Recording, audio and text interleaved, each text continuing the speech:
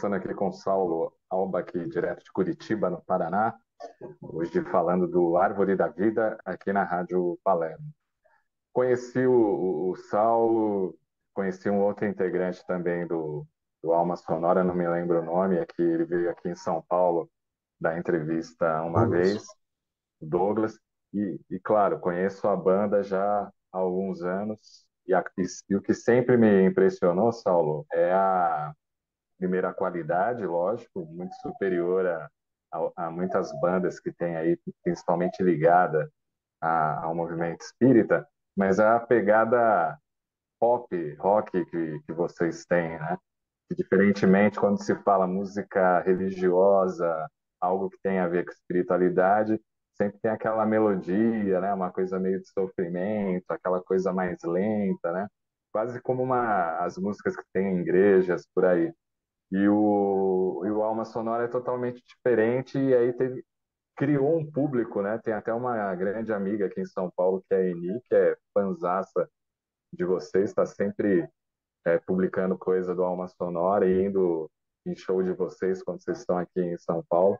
E vocês acabaram criando aí uma espécie de legião de fãs em virtude da qualidade que vocês apresentam, das letras, mas, sobretudo, a plástica, né, que a gente fala em rádio, no caso da música, a qualidade musical que o Alma Sonora tem, que não deve em nada para grandes bandas que tem aí pelo Brasil. Desde o início, vocês realmente se propuseram a ter essa pegada mais pop, rock? Boa, boa. Essa questão, assim, quando a gente juntou os trabalhos, e foi lá em Franca, né? Cada um ia com o seu trabalho individual, a gente se conhecia, mas né, se encontrava lá. E acabava que a gente terminava tocando junto, né? Fazia, você vai tocar hoje à noite? Eu vou, pô, fazia um ensaio miojo lá, né? 3 minutos tá pronto. Né? E no dia improvisava e a gente acabava tocando junto, até que né, juntamos as coisas e começamos a ensaiar. E, e com estilos bem diferentes. Assim, o André e Douglas vêm muito da coisa do pop, do rock, bem mais do que eu, que era um cara muito da MPB. Assim, né? Então, só que a gente passou a entender que essa fusão era o legal da coisa, né? E a gente hoje tem a plena noção que isso foi o mais legal, conseguir juntar os estilos dos três e não sem bloquear nenhum, né? E a gente conseguiu fazer essa mistura. Mas uma das poucas coisas que eu lembro que a gente conversou é assim, não vamos fazer música dessa religiosa, não nada contra a religião, assim, mas uma música doutrinária, gospel, né? Vamos fazer uma coisa aberta, ainda que tenha o componente da espiritualidade, mas sem fechar nesse padrão que a gente também não, né, respeito, né, é uma opção estética, mas a gente nunca se afinizou muito. E eu tinha uma influência no meio espírita, que é um grupo aí de São Paulo, né, que é o Bolinho de Carne com Berinjela, que já fazia isso. O Bolinho de Carne fazia uma MPB de alto nível, assim, um negócio com muita variedade, e letras diferentes, e músicas com humor. Então isso me influenciou muito, assim, na questão de trazer isso para o Alma Sonora, assim. Então, acho que é isso, mas a pegada pop rock tá lá, né? Eu também gosto do rock, mas eu sou mais do rock progressivo, né? Aí o André já tinha um amplo espectro no rock, inclusive o metal, que eu não entendia muito, não gostava, tal. E o Douglas é o cara que gosta de tudo, assim, era o cara que tocava na noite, tocava em barzinho, então o Douglas daí vinha fazendo o ponto de juntar tudo, assim, é o grande músico, assim, dos três, né? É o Douglas. Então, acho que é uma junção, é meio maluca, assim, se a gente pensar no gosto de cada um, você dizia, não, isso aí não vai dar certo, né? E sempre deu certo, a gente começa, quando a gente senta para tocar, parece que as coisas acontecem, assim, até Ficou uma no mistura termos de boa. arranjo, um negócio meio, eu falo para eles, pô, tinha tudo para dar errado, né? A diferença musical dos três, assim, é muito louca, assim. Mas acho que funciona, né? Tem algumas pessoas que gostam. A Eni é uma grande fã, um beijo pra Eni aí. Primeira vez que eu vi o Alma Sonora, foi um amigo que me mostrou. Ainda nem a internet ainda não estava desenvolvida como hoje, né? As redes sociais. E, se eu não me engano, a música era Alma Sonora ou Almas Claras, um negócio assim. Tem as duas, né? Eu acho que é Almas Claras. Tem uma Almas claras.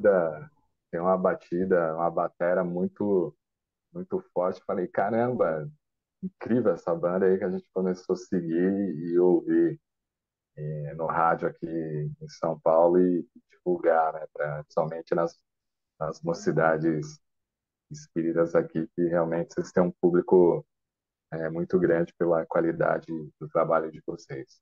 E você pretende aí viajar com Árvore da Vida? Como é que está essa questão aí na sua Olha, cabeça de divulgar?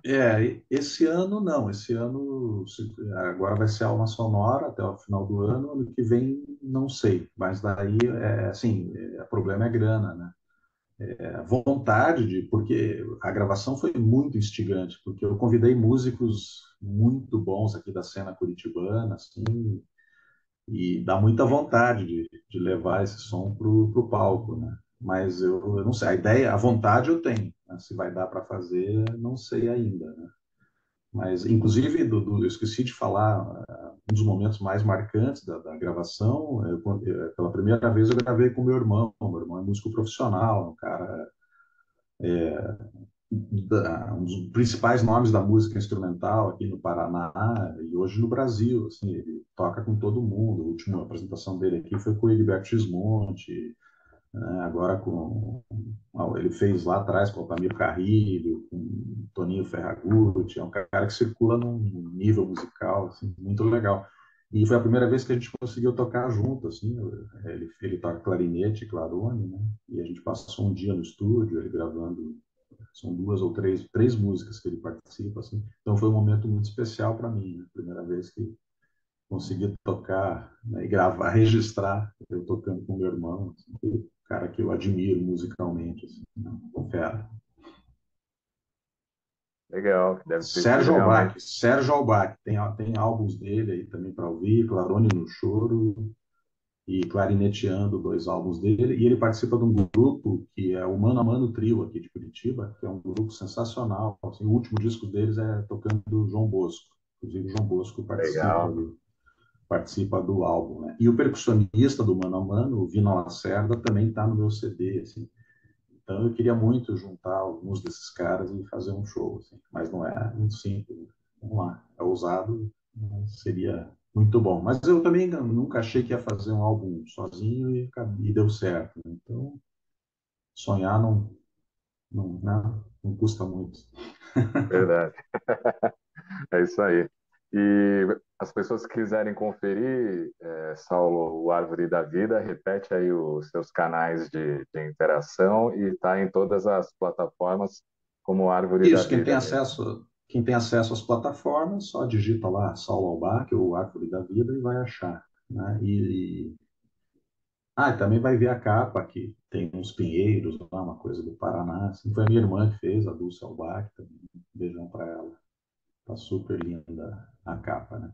E daí no canal do YouTube, né, digita lá Árvore da Vida, Saulo Albach, tá também o álbum na íntegra disponível. Legal.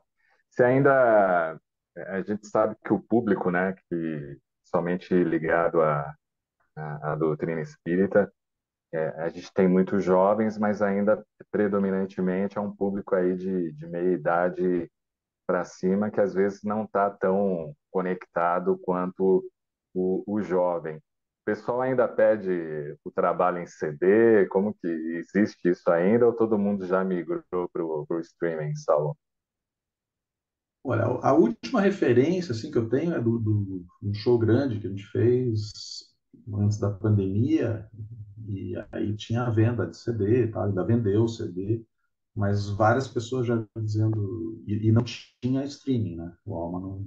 Era o último disco do Alma, o Equilíbrio, e a gente não tinha lançado nas plataformas.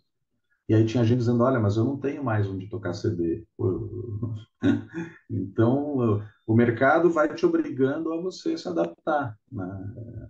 O streaming é muito legal, mas como disse um músico profissional, e aí eu não sou profissional, o Edu Neves, que é um músico do Rio, falou mais uma sacanagem do mercado, né? Você é obrigado e o músico ganha lá 0,000 então tem que tocar 200 milhões de vezes para a pessoa conseguir ter algum retorno financeiro. Mas também se você não colocar teu trabalho lá, praticamente não tem chance de ser ouvido, né? Então, o mercado vai te obrigando a fazer coisas, assim. Eu ainda quero lançar o Árvore da Vida em CD, porque eu tenho um armário, eu construí em casa um armário para poder botar CD, né? Porque eu adoro o meio físico, assim. E eu adoro o encarte, né? A coisa de álbum, a concepção de álbum, que é uma coisa que está se perdendo. A moçada, né, põe lá 200 mil músicas meio qualquer e não sabe nem quem está tocando, né? Isso para mim é muito triste, assim, porque eu sempre tive esse apego de conhecer os músicos, ver quem está tocando. Isso me levou a conhecer muita gente, né? Então eu lembro assim o Clube da Esquina, né? Quando eu ouvi o Milton pela primeira vez, que eu fiquei maluco, né? Mas daí tinha tanta gente naquela ficha ali, aí a música era do Beto Guedes, a outra era do Toninho Horta, a outra era o Borges, e eu comecei a ir atrás de todos os caras, né? Partindo da ficha de um disco, assim. É aqui a Joyce, e Boca Livre, e não sei o quê. E tava todo mundo ali com o Milton, né? Então essas referências, assim, você perde, né? Isso hoje me deixa, a idade, também estou mais velho, claro, mas me deixa muito assustado, assim, de ver que as pessoas não... Sim. Uma vez eu perguntei para um cara, ele falou, eu tenho 18 mil músicas no meu iPod, e ele tava com o fone, assim, eu falei, o que que você está ouvindo agora? Ele falou, não sei. Ele estava ouvindo, mas ele não sabia quem era o músico, não sabia quem estava É, tocando. Falei, nossa, que loucura. infelizmente Outros tempos. infelizmente o digital acaba trazendo um pouco disso, né? Assim como era o LP, né? Que você pegava a capa, você via quem tirou a foto, quem fez a montagem gráfica, né? Os produtores, tinha toda ali uma história, né? Por trás da imagem, só que o Isso, uma digital outra acabou, vinculação, assim. é, Você se vincula de uma outra forma, né? O LP era mais doido que era maior, então as imagens eram maiores, né? Tinha aquela coisa de abrir, às vezes a arte era inteira, e muita criação em cima, né? Muita coisa. O CD ainda tem isso, mas daí o streaming né? O streaming é um negocinho pequenininho.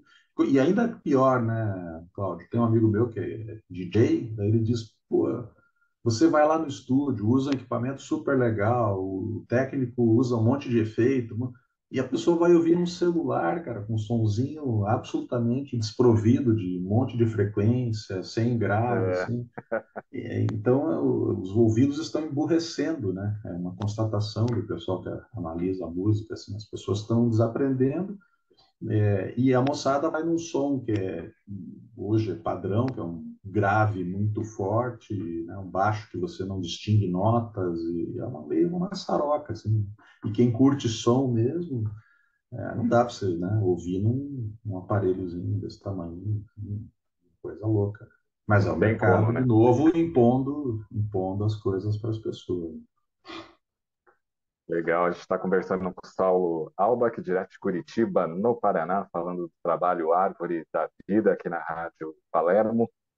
Bom, eu acho que eu vou fazer o seguinte, Saulo, a gente tem 5 minutos aí para o intervalo, mas tem uma pergunta aqui que eu queria que você desenvolvesse até um pouquinho mais do que 5 minutos, então, para não correr esse risco de te interromper, eu já vou fazer o intervalo agora e na volta, você que está ouvindo aí na Rádio Palermo, você vai saber da opinião do Saulo, se a espiritualidade ela é importante na música e na arte. A gente vai saber a opinião, e claro, se ele quiser contar com alguma experiência relativa a isso, também fica à vontade. Então, a gente vai para o intervalo agora, Saulo, e voltamos já já com a segunda parte aí da sua participação Árvore da Vida, hoje aqui na Rádio Palermo. Fica por aí, daqui a pouquinho a gente volta. Até já.